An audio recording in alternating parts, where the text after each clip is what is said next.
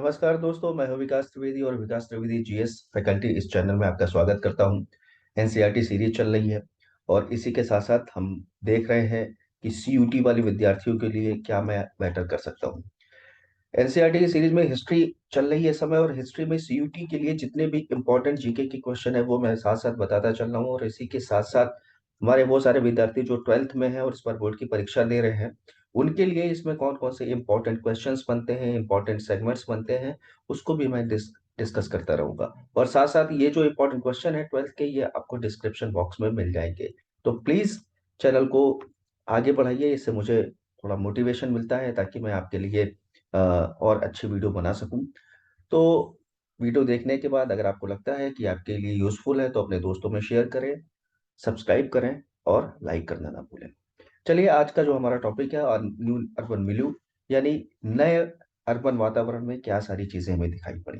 देखिए, पिछले लेक्चर में हम लोगों ने ये देखा था कि किस तरह से जो है पोर्ट एरियाज का डेवलपमेंट हो रहा था, किस तरह से नए नए फोर्ट्स बन रहे थे जो एक ऐसा सेंटर थे जहां पर जो है क्या कहते, जो इंपोर्ट एक्सपोर्ट का माल था उसको लोड और अनलोड किया जाता था, साथ साथ उसकी सुरक्षा के लिए उसको उस पर्टिकुलर एरिया का फोर्टिफिकेशन किया जाता था। और इसी के साथ साथ यहाँ पर बहुत सारी न्यू सर्विसेज डेवलप हो रही थी और ये सर्विसेज इंडियंस के लिए काफी अपॉर्चुनिटी भरी सर्विसेज हुआ करती थी। ठीक है, तो आज इसी क्रम को आगे बढ़ा रहे हैं और ये जो नए पोर्ट एरिया और नए नए नए जो है इकोनॉमिक सेंटर्स जो डेवलप हो रहे थे, इनमें हमें क्या दिखाई पड़ रहा है, इनमें क्या नई विशेषताएं आ रही हैं, वो आज 3.2 में हम लोग देखेंगे। और यहाँ पर हम ये देखेंगे कि एक जो ओल्ड ट्रेडिशन चला आ रहा था ट्रेड का, ठीक है, वो ओल्ड ट्रेडिशन अब धीरे धीरे खत्म हो रहा था और इसकी जगह एक नया कल्चर शुरू हो रहा था, मर्केटाइल कल्चर। मर्केटाइल कल्चर में क्या था, यानी व्यापारियों का कल्चर। अब आप सारे लोगों को पता है जो ब्रिटिश है वो व्यापारी बन के ही आए थे। वो अलग बात है कि हमारी कुछ कमियां थी और ब्रिटिश एम्बिशन की वजह से हम बाद में जो है हमको एक कॉलोनियल एरा में जीना पड़ा। ठीक है, यहाँ पर जितनी भी उस समय राजा रजवाड़ों का जो एक कल्चर हुआ करता था वो कल्चर अब डेवलप नहीं हो रहा था। इसकी जगह कौन सा कल्चर आ गया था, मर्केंटाइल कल्चर आ गया था। और जो पॉलिटिकल पावर है वो धीरे धीरे किसके हाथों में जा चुकी थी, ईस्ट इंडिया कंपनी के हाथों में जा चुकी थी, जो कभी भारत में रूल किया करते थे। भारत के जो शान शौकत के राजा महाराजा हुआ करते थे, वो राजा महाराजाओं का अब शासन नहीं रह गया था। यहाँ पर हम ये देखते हैं कि जैसे जैसे east India east India company का शासन बढ़ता चला गया, जितने भी व्यापारिक गतिविधियां थी, क्योंकि मर्केटाइल कल्चर तो इस्टेब्लिश हो गया था, तो जो भी व्यापारिक गतिविधियां थी उनमें इंडियंस की बहुत जरूरत पड़ रही थी। और ये इंडियन एक मिडिल मैन की भूमिका निभा रहे थे, चाहे वो भाषा को इंटरप्रेट करने में हो, चाहे ट्रेड में मदद कर रहे हो, चाहे जो है जो गुड्स की सप्लाई वगैरह हुआ करती थी उसमें एक मजदूर के रूप में काम कर रहे हो। डॉक्स और घाट के जो है डेवलपमेंट से बहुत सारी चीजें बदल चुकी थी। और चूंकि मैंने बताया मर्केटाइल कल्चर है, तो इसमें नए नए ट्रांसपोर्ट डिपो भी बनाए जा रहे थे। यहाँ पर जो डिपो थे, अब उनमें जो अगर माल रखा जाएगा तो उसको इंश्योर किया जाएगा ना, तो इंश्योरेंस एजेंसी भी बन रही थी। ट्रेड में पैसे की जरूरत पड़ती है, इस कंपनी खोलने के लिए पैसे की जरूरत पड़ती है, तो बैंकिंग एस्टेब्लिशमेंट हो रहा था। तो यहाँ पर हम देखते हैं कि न्यू टाइप्स ऑफ सर्विस का जन्म हो रहा था और ये सर्विस एक नई क्लास को जन्म दे रही थी जिसको मिडिल क्लास कहा गया। आगे हम इसके बारे में डिटेल में पढ़ेंगे। ठीक है, इस मिडिल क्लास में ट्रेडर्स को हेल्प करने के लिए मजदूर भी हुआ करते थे, उनके सारी चीजों का लेखा जोखा रखने के लिए बैंकर्स भी हुआ करते थे, लॉयर्स भी हुआ करते थे, क्योंकि ट्रेड में तो डिस्प्यूट होना लाजमी है। तो उस डिस्प्यूट की निपटारा कौन करेगा, लॉयर्स करेंगे। अच्छा, अब ये सारे जितने भी पेशे हैं इनके लिए किसकी जरूरत है, एजुकेशन की जरूरत है। यानी यहाँ पर एक नया और पेशा देखेंगे, वो था टीचर्स का। ठीक है, तो इस तरह से नए बदलते हुए कल्चर में बदलती हुई सर्विसेज भी धीरे धीरे इमर्ज हो रही थी और यहाँ से मिडिल क्लास की चीजें शुरू हो गई थी। यहाँ पर आप देख सकते हैं कि तीन स्टाइल्स दी गई हैं, डोरिक कैपिटल दी गई है, आइकॉनिक कैपिटल दी गई है और कॉर्निथियन कैपिटल दी गई है। ये एक आर्किटेक्चर का जो है क्या कहते हैं नमूना दिया गया है कि एक समय ऐसा था जो डोरिक कल्चर से जो है बिल्डिंग्स बनाई जाती थी, सारे पिलर्स के आप देख सकते हो कि ऊपर वाले हिस्से हैं काफी सुंदर हिस्से हैं। ठीक है, जब भी कोई बाहरी आदमी इंडिया में आता है या इंडिया का कोई आदमी बाहर जाता है, सेटल होता है, तो क्या होता है, कल्चर्स का क्या होता है, आदान प्रदान होता है। चाहे वो आर्किटेक्चर हो, चाहे वो क्राफ्ट्स हो, चाहे जो है क्या कहते हैं संस्कार हो, सारी चीजों का आदान प्रदान होता। तो यहाँ भी हम देख रहे थे कि नए नए यूरोपियंस जब आ रहे थे, नए नए जो है क्या कहते यूरोपियंस का जब सेटल डाउन हो रहा था, तो भारत के जो इम्पोर्टेंट और पैसे वाले जो है क्या कहते ट्रेडर्स हुआ करते थे, वो भी इन नए स्टाइल से अपने मकानों को बनवाने लगे थे। ठीक है, डेकोरेशन करवाने लगे थे। यहाँ पर आप देख सकते हैं, ये राइटर्स बिल्डिंग है। आप देख सकते हैं कि पुरानी जिस तरह की बिल्डिंग हुआ करती थी, गुंबद हुआ करते थे और जो है काफी शानो शौकत वाले बगीचे हुआ करते थे और इस तरह से सारी चीजें हुआ करती थी, वो अब नहीं दिखाई पड़ रही है। आपको एक प्रोफेशनल बिल्डिंग दिखाई पड़ रही है। तो ये प्रोफेशनल का कल्चर जो है यहाँ पे शुरू होता है। दोस्तों, इसके बारे में पूछा जाता है राइटर्स बिल्डिंग कहाँ पे स्थापित है, राइटर्स बिल्डिंग आपकी कलकत्ता में स्थापित है। ठीक है, ये बहुत इंपॉर्टेंट पैलेशियल हाउस हुआ करता था, जिसके आसपास, ठीक है, गार्डन हाउसेस का बनना शुरू हो चुका था, क्लब्स बनने शुरू हो चुके थे, रेस कोर्स बनने शुरू हो गए थे, क्योंकि ये जितनी भी चीजें हैं, चाहे क्लब हो, चाहे रेस कोर्स है, चाहे गार्डन हाउस है, ये एक एग्जीक्यूटिव सोसाइटी का, ठीक है, एक ऐसे सोसाइटी का जो इंडियन से बिल्कुल अलग तरीके के कल्चर में जीते थे, उनका ये एक पैमाना था, एक स्टैंडर्ड था। तो यहाँ पर हम ये देखते हैं कि बिल्डिंग्स में किस तरह का परिवर्तन आ रहा था। बिल्डिंग में परिवर्तन के साथ-साथ हम एक चीज़ और गौर करते हैं कि जैसा मैंने अभी थोड़ी देर आपको पहले बताया था कि इंडियंस भी इन यूरोपियंस के देखा-देखी उनको अट्रैक्ट करने के लिए आस-पास इन्हीं के स्टाइल में कई सारी बिल्डिंग्स बनवाने लगे थे। यहाँ पर आप देख सकते हैं, यहाँ पर जो रिच इंडियंस थे, ठीक है? रिच इंडियन मर्चेंट्स हुआ करते थे, वो भी इन बड़े-बड़े फोर्ट एरियाज के आसपास अपनी पैलेशियल बिल्डिंग बनाया करते थे। और जनरली ये जो पैलेशियल बिल्डिंग हुआ करती थी, ये ठीक लगभग उसी तरह की हुआ करती थी जैसे यूरोपियंस की हुआ करती थी। तो अब अच्छा, इससे पहले हम लोगों ने एक चीज पढ़ी है, व्हाइट टाउन और ब्लैक टाउन। अब व्हाइट टाउन जो था वो प्योरली अंग्रेजों के लिए था, जो यूरोपियंस थे उनके लिए था। अंग्रेजों में यूरोपियंस भी नहीं थे, पोर्चुगीज भी थे, जो है क्या कहते हैं आपके डच भी हुआ करते थे। तो इनको भी व्हाइट हाउस में रहने की अनुमति थी। क्योंकि ये कहाँ से बिलोंग करते थे? यूरोप से बिलोंग करते थे। दूसरी सबसे बड़ी चीज, रिलीजन। रिलीजन इनका क्या था? ये था क्रिश्चियन। तो इस वजह से इनको भी व्हाइट हाउस में रहने की इजाजत थी। लेकिन इंडियंस कितने भी रिच हो जाएं, उनको कहाँ रहना पड़ता था? ब्लैक टाउन के ही इर्द गिर्द रहना पड़ता था। ठीक है, तो इंडियन एजेंट्स और मिडिल मैन ने भी बहुत बड़े बड़े हाउसेस बनाए, लेकिन कहाँ बनवाए? ब्लैक टाउन में बनवाए। लेकिन इतना ज्यादा जो है उनके लिक्विडेटिव जो है हाउसेस हुआ करते थे, और साथ साथ ये अंग्रेजी लोगों के साथ अपने रिश्ते बढ़ाने के लिए उनको बहुत बड़े अपने अपने फेस्टिवल पर इनवाइट किया करते थे, बहुत ही लेविशली लाइफ से जिया करते थे। जैसे हम देखते हैं कि टाटा होटल है, ठीक है, ताज होटल है जो टाटास का है। तो टाटा आज के तो है नहीं, बहुत पुराने हैं, है ना? तो यहाँ पर हम ये देखते हैं कि इंडियंस जो थे उन्होंने अंग्रेजों को काफी जो है इम्प्रेस करने के लिए इस तरह के चीजें बनाने लगे, इस तरह की बिल्डिंग बनाने लगे। अब जब पार्टीज हुआ करती थी, तो जो साधारण इंसान था, जो साधारण इंडियन था, उसको कई तरीके की नौकरियां मिल रही थी, यानी सर्विसेज का भी इन इंडियंस ने इनडायरेक्टली जो है सोर्स खोल दिया था। अब वो सर्विस किस तरह से थी? कुक की सर्विस थी, पलांकिस बियरर। पलांकिस बियरर का मतलब होता है जो पाल के ले जाने वाले हैं, ठीक है। अब यहाँ पर पालकी ले जाने, पुराने जमाने में आप पिक्चरों में देखते होंगे कि पालकी का चलन हुआ करता था। तो बड़े बड़े राजा महाराजा, बड़े साहब आ रहे हैं, तो उनको उनकी जो वाइफ है, औरतें हैं, वो जो है पालकी में बैठी रहेंगी, है ना? तो इस तरह से ये एक नई जो है क्या कहते हैं कल्चर डेवलप हो रही थी। उसके बाद कोचमैन हो गए। कोचमैन का मतलब जो गाड़ीवान हुआ करता था, तो घोड़ा गाड़ी का टाइप का चला करता था। फिर गार्ड्स हुआ करते थे, पोर्टर्स हुआ करते, कंस्ट्रक्शन वाले हुआ करते, डॉक वर्कर्स हुआ थे। So there were so many different type of services which were emerged due to the emergence of this European culture. ठीक है, तो यहाँ पर हम ये देखते हैं कि किस तरह से नए बिल्डिंग्स का आगाज हो रहा था। अब यहाँ पर जो सबसे इंपॉर्टेंट क्वेश्चन आपका बनता है, वो ये क्वेश्चन बनता है कि ये जो यूरोपियंस ने नए नए जो है जो एरियाज डेवलप किए, इन एरियाज के क्या क्या जो है एटमॉस्फियर कैसा था। तो एटमॉस्फियर में मैंने आपको सारी चीजें बताई। बड़ी बड़ी नई नई जो है गॉथिक तरीके से जो है बिल्डिंग बन रही थी, बड़े ही बड़े बड़े जो है कोर्टयार्ड्स बन रहे थे, बड़े बड़े जो है क्या कहते हैं फैक्ट वो पैलेशियल टाइप की बिल्डिंग्स बना करती थी। और इनसे एक नई जो है सर्विसेज का जनरेशन हो रहा था, और ये सर्विस का जनरेशन जो है इंडियंस के लिए काफी बेनिफिशियल था, लेकिन फिर भी एक्सप्लॉइटेशन तो हुआ करता था। दूसरा इंपॉर्टेंट आपका क्वेश्चन आता है कि भाई ये सिविल लाइंस क्या है। सिविल लाइंस, सिविल का मतलब होता है सभ्य, और लाइंस का मतलब होता है ऐसे लोग जो जो है क्या कहते हैं, सिविलाइज्ड है, और उनका एक पैटर्न के हिसाब से घर बना हुआ है। जितने भी पुराने शहर हैं आप उनमें जाएंगे तो ये जरूर पाएंगे कि सिविल लाइंस बना होता है। एक पूरा एरिया होता है जो बहुत ही ब्रॉड एरिया होता है, साफ सुथरा एरिया होता है, और यहाँ पर आपको बड़ी बड़ी जो है इमारतें दिखाई पड़ेंगी। ठीक है, काफी आप कह सकते हो खुले मैदान दिखाई पड़ेंगे, यानी स्पेशियस।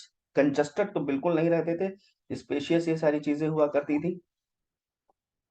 और यहाँ पर सिविल लाइंस का डेवलपमेंट होता है। सिविल लाइंस का डेवलपमेंट के लिए जो ब्लैक टाउन वाले लोग हुआ करते थे। अच्छा, वाई सिविल लाइंस वे डेवलप, ठीक है, सिविल लाइंस वर डेवलप, तो ये इसलिए डेवलप हुई थी कि 1857 की क्रांति में अंग्रेजों के छक्के छूट चुके थे। अंग्रेजों के मन में एक खौफ था, तो खौफ है तो इस खौफ को किस तरह से दूर किया जाए, भारतीयों से अलग हटके बस्ती बनाई जाए। और इसके लिए पास्ट चैलेंज जो है बड़े बड़े थे, एग्रीकल्चर फील्ड वगैरह थे, इन सारी चीजों को क्लियर किया गया, ताकि मान लीजिए जो है ये बड़ा सा पैलेस ऐसा बना हुआ है ना, यहाँ पर जो है अंग्रेजों का रहने के लिए पूरा उनका एक सिविल लाइंस में एक मकान बना हुआ है। आगे बहुत सारी खाली जमीन पड़ी हुई है, यहाँ पर कभी जो है खेती हुआ करती थी, कभी पार्शल लैंड हुआ करते थे। क्यों खाली जमीन छोड़ दी गई? क्योंकि दूर से ही दूरबीन से देख लें कि अगर कोई दुश्मन आ रहा है तो अपने जो है क्या कहते हैं लोगों के बचाव किस तरह से कर दी।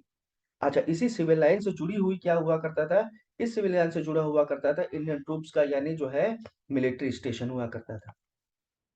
अब देखिए पूरी व्यवस्था इन लोगों ने बना रखी थी कि अगर किसी भी तरह से 1857 की क्रांति फिर से दोहर गई तो फिर क्या होगा, तो हम पहले से अपने बचाव के लिए क्या कर ले, एक अपने लिए अलग स्थान ढूंढ लें। इस स्थान की पूरी सुरक्षा के लिए, चाक चौबंद के लिए हम यहाँ पर जो है एक सिविल लाइंस में जो है अपना एक रेजिमेंट भी बना लें। और ये सारी चीजें किस लिए थी, कि इनके जितने भी आराम के साधन थे उनमें किसी भी तरह का कोई भी खलल ना पड़े। अब ये सिविल लाइंस जो बने थे इनकी विशेषता क्या थी? जाहिर सी बात है सिविलाइज्ड लोगों के लिए थे और गोरे लोगों के लिए था। तो जाहिर सी बात है यहाँ पर बड़े बड़े गार्डन्स थे, बड़े बड़े बैरक्स हुआ करते थे, परेड ग्राउंड हुआ करते थे। जैसे आप देखते हैं ना कर्तव्य पथ जो है उसके आसपास जो है काफी, या जो है जहाँ इंडिया गेट है बड़े बड़े गार्डन बने हैं। और इंडिया गेट से लेके सीधे आप अगर चले जाइए तो राष्ट्रपति भवन बना हुआ है, और इस तरह से बने हुए हैं। तो राष्ट्रपति भवन एक तरह एक जमाने में वायसराय हाउस हाउस हुआ करता था। उसके सामने पूरा सब खाली पड़ा हुआ कि दूर से देख लिया जाए, हाँ कोई दुश्मन तो नहीं आ रहा। तो इस तरह से यहाँ पर सिविल लाइंस का डेवलपमेंट हुआ। तो आप बिल्कुल लिखेंगे कि सिविल लाइंस का डेवलप होने में जो है 1857 की क्रांतियों ने बहुत जो है एक आइडिया दिया कि इन गोरे लोगों को भारतीय लोगों से अलग रहना है, और जहाँ पे ये रहेंगे वो काफी स्पेशियस, काफी खुला हवादार होगा, स्वच्छ वातावरण होगा, गार्डन होगा, ये होगा वो होगा। ठीक है, अब यहाँ पर एक सीन आप देख रहे हैं, यहाँ पर एक साधारण लोगों की बस्तियां हैं, ये एक जमींदार का पैलेस है, और दूर आप देख रहे हैं कि जो है अंग्रेजों के रहने का स्थान है। अब यहाँ पर आप पार्टीशन कर लेंगे, ये जो अंग्रेजों के रहने का स्थान है ये है white house, sorry white house नहीं, व्हाइट एरिया। और ये यहाँ पर है जो काफी कंजेस्टेड गंदा सा इलाका देख रहे हैं, कुत्ता घूम रहा है, आदमी इधर उधर है, ये है ब्लैक टाउन, ब्लैक एरिया।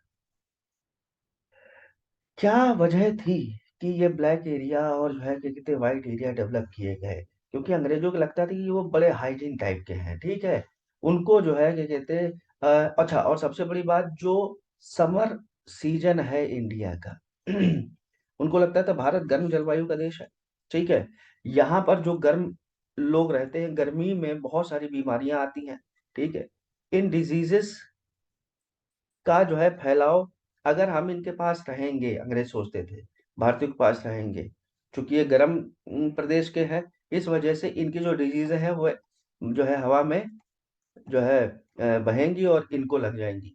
तो इन्होंने कहा कि भाई हमारा रहने ठिकाना अलग, तुम्हारा ठिकाना अलग। और फिर भाई गरीब आदमी है, उसके यहाँ चीजों की कमी पड़ी हुई है, जो है बच्चा अलग रो रहा है, बीवी अलग रो रही है, और वो आदमी दुखी है, और दवा के लिए पैसे नहीं है, बीमारियां फैली हुई हैं। तो ये सारी चीजें एक बहुत कष्ट वाली चीजें थी। इन सारी चीजों को देखते हुए अंग्रेजों ने कहा कि ये जो बिना मतलब का चिल्लाया जा रहा है, ये जो है एक तरह से जो अनारकी मची हुई है, डिजीजेस फैली हुई है, इनसे हमको अलग रहना है और हमें एक क्लीनलीनेस और हाइजीन एरिया को डेवलप करना है। वही एरिया क्या कहलाया आपका? व्हाइट हाउस कहलाया। ठीक है। यहाँ पर ब्लैक और व्हाइट जनरली जो है स्थिति बताती है, एक डिस्क्रिमिनेशन बताते हैं कि इंडियंस और जो है यूरोपियंस के बीच में क्या फर्क था। एक समय में यही यूरोपियंस हमारे इंडियन के चरण धोया धोया करते थे और अब इनको जो है अपने दिलो दिमाग से हटा रहे थे। एक समय ऐसा था जब साथ मिलकर जो है अंग्रेज जब अपना एक्सपेंशन कर रहे थे तो इन्हीं इंडियंस का सहारा लेकर जो है ये आगे बढ़े, लेकिन अब इनको आ गई थी नक्शेबाजी। ठीक है। अब ये बड़े आदमी अपने आप को बनने लगे थे और इसीलिए इन्होंने ब्लैक टाउन और व्हाइट टाउन को डेवलप किया। ठीक है। तो ये सारी चीजें यहाँ पर हो गई। इसी के साथ साथ यहाँ पर एक कमीशन बनाया गया जिसको सैनिटरी विजिलेंस कमीशन कहा गया था। और ये जो है क्या कहते हैं इंडियन टाउन को रेगुलेट करने के लिए बनाया गया था, ताकि वहां पर किसी तरह की बीमारियां अगर पनपे तो उधर ही रहे, हमारी तरफ ना आए। तो ये यहाँ पर मित्रों इसके बारे में कहा गया है कि किस तरह से सिविल लाइंस का डेवलपमेंट हुआ। ठीक है। किस तरह से नए शहरों में न्यू एटमॉस्फेयर का डेवलपमेंट हुआ। इसके अलावा किस तरह से न्यू सर्विसेज का डेवलपमेंट हुआ। इंडियंस जो रिच इंडियंस हुआ करते थे उन्होंने अपने रेजिडेंस किस तरह से बनवाने शुरू किए, और व्हाइट टाउन और ब्लैक टाउन क्या था। ये सारे आपके एग्जाम के पर्पज से इंपॉर्टेंट क्वेश्चंस हैं। इसके बाद जो इम्पोर्टेंट क्वेश्चन आ रहा है वो आ रहा है हिल्स एरिया का डेवलपमेंट। हिल्स एरिया का डेवलपमेंट क्यों हुआ? आप देखते हैं ना, अंग्रेज थे ठंडे देशों के, हम लोग थे गर्म देशों के, तो इन अंग्रेजों को लगती थी बहुत गर्मी। तो भैया जब गर्मी लग रही है तो कहाँ इनके लिए राहत वाला इलाका है? तो वो है हिल्स। अच्छा, ये हिल्स इलाके जो हुआ करते थे, आप देख रहे हैं हिल्स वाले इलाके ये यहाँ होंगे, यहाँ होंगे, है ना। तो नॉर्थ वाले इलाके होंगे। अच्छा, नॉर्थ में क्या था कि इधर से भी लोगों को आक्रमण कर डर रहा करता था, इधर से भी आक्रमण कर डर रहा करता था। तो हिल एरिया धीरे धीरे पॉपुलर होते चले गए। जनरली इन एरियाज का जो डेवलपमेंट हुआ, तो ये आपके लिए बहुत इंपॉर्टेंट क्यों हुआ? इनका डेवलपमेंट हुआ है तीन अलग अलग वॉर्स की वजह से। ठीक है। अगर हम नीचे की तरफ चले जाएं तो यहाँ पर पश्चिमी घाट है। ठीक है। यहाँ पर आपके पूर्वी घाट है। यहाँ पर आपका नॉर्थ वाला इलाका, ये हिमालय वाला इलाका है, इधर हिंदू कुश पर्वत और ये सारी चीजें हैं, है ना। और ये जो हिल एरिया डेवलप हुई, बिल्कुल सीयूटी वाले भी इस चीज को देखेंगे कि गुरखा वॉर कब से कब तक हुई, एंग्लो मराठा वॉर कब तक हुई, और ये जो है क्या कहते हैं आपकी दार्जिलिंग यानी जो है सिक्किम के रूलर के साथ जिस तरह का कन्फ्लिक्ट हुआ वो कब कब हुआ। यहाँ पर हम देख सकते हैं कि गुरखा वॉर की वजह से और एंग्लो मराठा वॉर की वजह से माउंट आबू को एक इम्पोर्टेंट स्थान दिया गया। आज भी आप देखते हैं माउंट आबू घूमने के सैलानियों के लिए जो है, जो विजिटर्स हैं, जो क्या कहते हैं आपके बाहर से लोग आते हैं या इंडियन लोग हैं, ये यहाँ पर इनके घूमने के लिए बहुत बढ़िया प्लेस है। उसके अलावा दार्जिलिंग तो आप जानते हैं कि कितना खूबसूरत प्लेस है। और साथ साथ यहाँ पर हम देखते हैं कि एक नए एरिया का भी डेवलपमेंट हो रहा था, वो था शिमला। ठीक है। तो ये आपके लिए इंपॉर्टेंट है। तो रीजंस हिल्स एरिया क्यों डेवलप किया गया, सबसे इंपॉर्टेंट क्वेश्चन इसका बनता है, और यही इसमें बताया गया है इस टॉपिक में कि हिल एरिया के डेवलपमेंट का क्या जो है कारण हुआ करते थे। तो यहाँ पर सबसे पहला जो कारण आप लिखेंगे वो कारण लिखेंगे कि जो आर्मी है, ठीक है, ब्रिटिश आर्मी जो है उसके आराम के लिए, ठीक है, अगर वो घायल है तो उसके इलाज के लिए, ठीक है, और जो है उनको एक तरह से एक प्लेस दिया गया जहां पर जो है जो सोल्जर्स थे वो आराम कर सकते थे और इलनेस से रिकवरी कर सकते थे। तो पहली वजह ये थी कि शुरुआत में जो हिल एरिया डेवलप किए गए वो आर्मी के लिए किए गए। लेकिन चूंकि क्लाइमेट बहुत ही फाइन था, तो आप यहाँ पर देख रहे हैं बड़े बड़े घरों का दूर दूर इलाके में स्थित होना, इस तरह का कल्चर शुरू हो गया। आप यहाँ पर देख सकते हैं बहुत इंपॉर्टेंट सीयूटी वालों के लिए 1684 में वायसराय जॉन लॉरेंस ने ऑफिशियली यहाँ पर शिमला में मूव कर दिया, और 1864 में ही शिमला बनती है आपकी समर कैपिटल। बहुत इंपॉर्टेंट है समर कैपिटल। दिल्ली कब कैपिटल बनी? 1911 में बनी। ठीक है। कलकत्ता को कब कैपिटल बनाया गया? जब जो है क्या कहते हैं 1764 के बाद, बैटल ऑफ बक्सर के बाद कलकत्ता पे और बंगाल वाले इलाके पर पूरी तरह से कब्जा कर लिया गया। ठीक है, खैर उसमें हम नहीं जाते हैं, हम आगे बढ़ते हैं। तो हिल एरिया जो है एक ऐसे एरिया हुआ करते थे जो आरामगाह हुआ करते थे। ये जो आरामगाह हुआ करते थे, किसके लिए शुरुआत में हुआ करते थे? ये अंग्रेजों के लिए हुआ करते, क्योंकि ठंडी क्लाइमेट, मजा आ रहा है आराम से जो है छुट्टियां बिताने के लिए। जब भारत में गर्मी पड़ने लगती थी, तब ये कहाँ भाग जाते थे? शिमला भाग जाते थे। कमांडर ची, वायसराय, इस तरह के सारे लोग कहाँ रहा करते थे? शिमला में रहा करते थे। कैसे डेवलप हुआ ये हिली एरिया? ये जो जितनी भी लड़ाइयाँ हुई हैं अंग्रेजों के साथ, एंग्लो मराठा, एंग्लो गुरखा, या जो है एंग्लो बर्मीज, ये सब जितनी भी जो है वॉर हुई, इसकी वजह से जो सैनिक हताहत हुआ करते थे, उनके आराम के लिए हुआ करता था। अब जब अंग्रेजों को देखा गया कि ये भैया शिमला में जाके बड़े बड़े जो है अपने सिविल लाइन्स एरिया और बड़े बड़े गार्डन हाउसेस जो है डेवलप कर रहे हैं, तो इंडियंस काहे पीछे थे? क्योंकि इंडियंस का भी काफी तरक्की हो गई थी, बड़े बड़े इंडस्ट्रियलिस्ट हुआ करते थे उस समय जो है तो इन्होंने भी क्या किया? ये भी भैया अपना चले गए। कहाँ चले गए? ये भी शिमला में चले गए। तो यहाँ पर आप देख सकते हैं कि यूरोपियन स्टाइल में जो ये मकान बनाए जाते थे, ठीक है, इन मकान के इन्हीं की देखा देखी भारत में जो है अपर क्लास, मिडिल क्लास के जो राजा महाराजा हुआ करते थे, बड़े बड़े लॉयर्स हुआ करते थे, ये सब भी कहाँ पहुंच गए? शिमला पहुंच गए। सिर्फ शिमला ही नहीं, बहुत सारे हिल स्टेशन पर पहुंच गए। और खासकर रेलवे के डेवलपमेंट के बाद क्या होता है कि ये लोग आराम से जो है पहुंच जाते हैं। शिमला में पूरी तरह से यूरोपियन पैटर्न पर, या हिल एरिया में यूरोपियन पैटर्न पर सारी चीजों को डेवलप किया गया। यहाँ पर एंग्लिकन चर्च को भी डेवलप किया गया। देखिए, भारत की अगर हम बात करें तो भारत में फर्स्ट चर्च जो माना जाता है वो आपका 52 एडी के आसपास माना जाता है कि भारत में बनाया गया था। ये सीयूटी के लिए बहुत इंपॉर्टेंट डेटा है, ठीक है। तो इस तरह से हम देखते हैं कि बहुत सारी चीजें यूरोपियन पैटर्न पर जो है डेवलप होने लगी, और इन्हीं के देखा देखी जो भारतीय थे वो भी हिल एरिया में जाने लगे। और आज आप जानते हैं हिल एरिया लगभग जो है क्या कहते हैं 50 से 60% लोगों की जो है पसंद होती है कि भाई छुट्टियां मनाने कहाँ चला जाए? हिल एरिया में चला जाए, ठीक है। तो यहाँ पर हम इस तरह से सारी चीजें देखते हैं। अब जब हिल एरिया में एक बार अंग्रेज पहुंच गए, तो अंग्रेज तो ऐसे थे कि हर जगह इनको अपने जो है व्यापार को बढ़ाने के लिए, ईस्ट इंडिया कंपनी के व्यापार को बढ़ाने के लिए, ब्रिटिश साम्राज्य को बढ़ाने के लिए इनको क्या चाहिए था? पैसा चाहिए था। पैसा कहाँ से आएगा? नए नए रिसोर्सेस से आएगा। तब इन्होंने देखा कि ये जो हिल एरिया है यार, ये चाय की खेती के लिए यार बहुत सही है भाई। अगर यहाँ चाय की खेती कराई जाए तो मजा आ जाएगा। धीरे धीरे यहाँ पर टी और कॉफी का प्लांटेशन शुरू हो गया। अच्छा भाई, बाहरी आदमी बेचारा गरीब आदमी है, किसी तरह से वो अपनी जो है जिंदगी चला रहा है। अब ऐसे में बड़े बड़े चाय के बागान लग गए, तो आराम से सस्ता लेबर भी इन लोगों को मिल गया। जैसे सस्ता लेबर मिलता है, ये जो चाय के बागान का बिजनेस है, ये धड़ाधड़ शुरू हो जाता है, ठीक है। क्योंकि लेबर बहुत आसान था, सारी चीजें बड़ी आसान इन लोगों के लिए हो चुकी थी। एक तो मौसम, भाई ठंडा मौसम है तो इसमें एफिशिएंसीज भी आपकी ज्यादा आ जाएंगी, ठीक है। गर्म मौसम में है तो आप खुद ही देखते हैं पसीना बहा रहे हैं, आधी एनर्जी तो पसीना से निकल गई, है ना। तो यहाँ पर हम ये देखते हैं कि सस्ते लेबर होने के कारण और अच्छी क्लाइमेटिक कंडीशन होने के कारण, एक तो इन लोगों का जो है क्या कहते हैं रेस्ट करने का इलाका भी हुआ करता था, और साथ साथ इसी के साथ इन्होंने एक नई इंडस्ट्री को स्थापित कर लिया था। वो कौन सी थी? वो थी आपकी टी इंडस्ट्री, कॉफी इंडस्ट्री। तो यहाँ पर हम देखते हैं कि धीरे धीरे हिल एरिया भी किस चीज का जो है स्थान बन गए? ट्रेड का स्थान बन गए। तो दोस्तों, आज के लिए इतना ही। प्लीज वीडियो को ज्यादा से ज्यादा सब्सक्राइब करें, शेयर करें, लाइक करें। मेरी आपसे अनुरोध है कि आप प्लीज वीडियो देख लें, देखने के बाद कम से कम लाइक तो कर ही दें। इससे ज्यादा मैं आपसे कुछ नहीं चाहता हूँ। आज के लिए इतना ही। Thank you so much.